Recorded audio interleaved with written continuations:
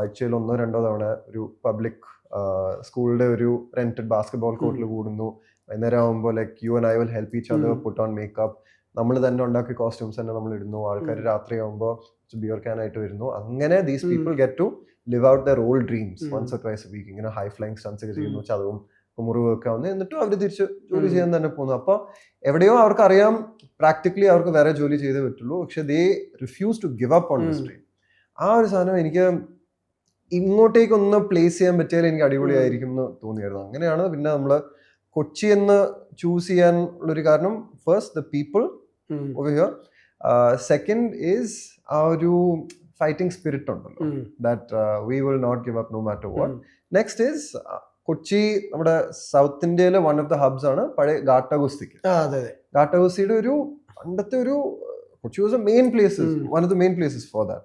അപ്പൊ ഗാട്ട ഗുസ്തിയിൽ നിന്നും തുടങ്ങിയാൽ കുറച്ച് റിലേറ്റബിൾ ആയിരിക്കും. എന്നിട്ട് I thought I can take audiences to a western concept like this costume ഗുസ്തി. നമ്മുടെ സിനിമയിലെ കോസ്റ്റ്യൂം ഗുസ്തി എന്നാണ് അതിനെ പറയുന്നത്. അപ്പൊ അങ്ങനെ ഒരു ട്രാവൽ ഉണ്ടെങ്കിൽ നൈസ് ആയിരിക്കും എന്ന് തോന്നി. പ്ലസ് കൊച്ചിയിൽ എന്ത് നടന്നാലും പോസിബിൾ ആണ്.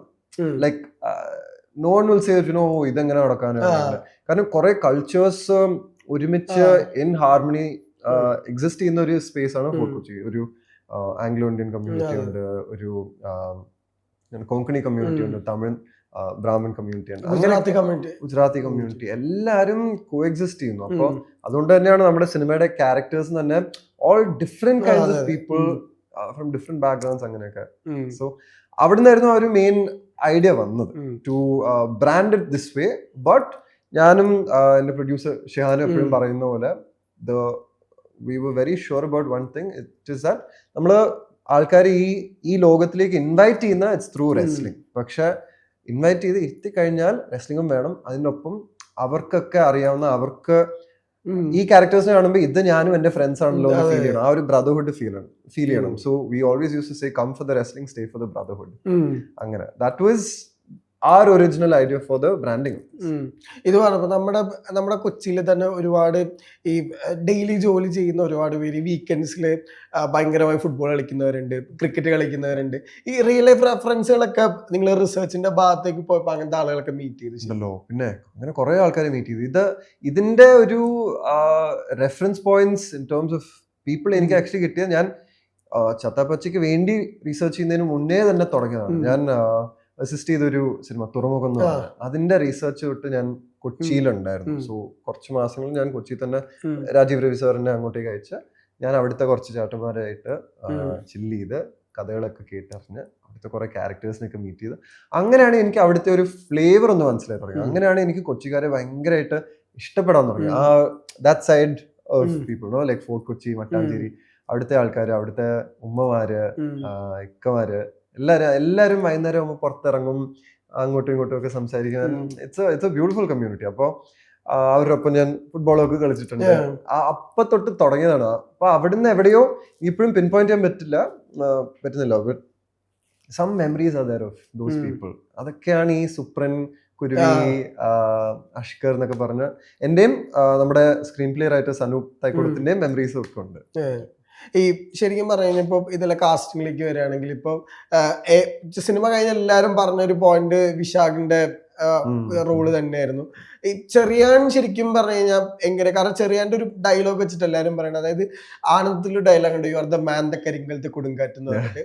അപ്പൊ സിനിമ കഴിഞ്ഞപ്പോ എല്ലാവർക്കും അതാ ഫീൽ ചെയ്തത്. വിശാഖ് ശരിക്കും എങ്ങനെയാ സിനിമയിലേക്ക് വരണതും വിശാഖിന് കൊടുത്തൊരു ഔട്ട്ലുക്ക് എന്തായിരുന്നു? സോ ഫസ്റ്റ് ഓഫ് ഓൾ ഇവര് എന്റെ മെയിൻ 4 ലീഡ് കാസ്റ്റിലുള്ള എല്ലാവരും എന്റെ ഫ്രണ്ട്സ് ആണ്. വിശാഖായിട്ട് ഞാൻ 2021 ഓൾമോസ്റ്റ് ഒരു ഷോർട്ട് ഫിലിം ഒക്കെ ചെയ്തു, പക്ഷെ അത് നടന്നില്ല. But we stayed in touch. എവിടെയോ ഒരു വൈബ് എനിക്ക് ഫീൽ ചെയ്തിരുന്നു. അർജുനായിട്ട് കുറെ ഫോട്ടോസ് പഴയ തുറമുഖം ടൈമില്, തുറമുഖത്തിൽ എനിക്ക് അറിയുന്ന അച്ചുവേട്ടനൊക്കെ ആയിട്ട്, അച്ചുവേട്ടൻ എന്നെ ഒരു കൊച്ചനിയനെ പോലെ നോക്കിയത്. അതുകൊണ്ടാണ് ഈ സിനിമയിലും സാവിയോ എല്ലാവരും ഒരു ചേട്ടൻ ഫിഗർ ആയിട്ടൊക്കെയുള്ള. ഞാൻ അച്ചുവേട്ടനെ അങ്ങനെ കാണുന്നത്.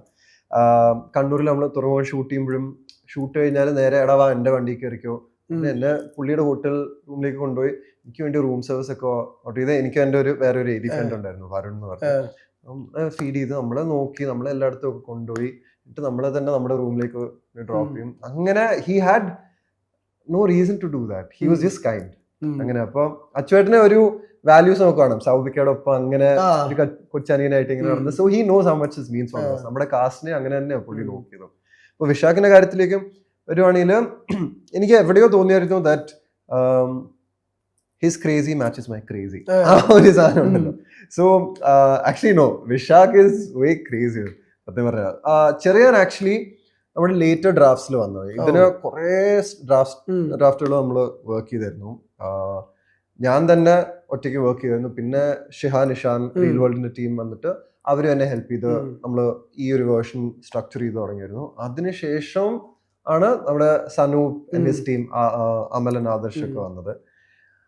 അപ്പൊ സനൂപ് ഒക്കെ വന്നതിന് ശേഷമായിരുന്നു പിന്നെ വൺ ഓഫ് ദ ഫൈനൽ ഡ്രാഫ്റ്റ്സിൽ ചെറിയാന്നുള്ളൊരു ക്യാരക്ടർ അവിടെ ഒരു ബർത്ത് ഉണ്ടായിരുന്നു. ചെറിയാന്നുള്ള ഒരു ക്യാരക്ടർ സത്യം പറഞ്ഞാൽ ഇത്രയും സീൻസ് ഉണ്ടായിരുന്നില്ല. ഹി വാസ് ജസ്റ്റ് എന്റെ മനസ്സിലുണ്ടായിരുന്ന ഒരു conflict was mainly between Savio and wet.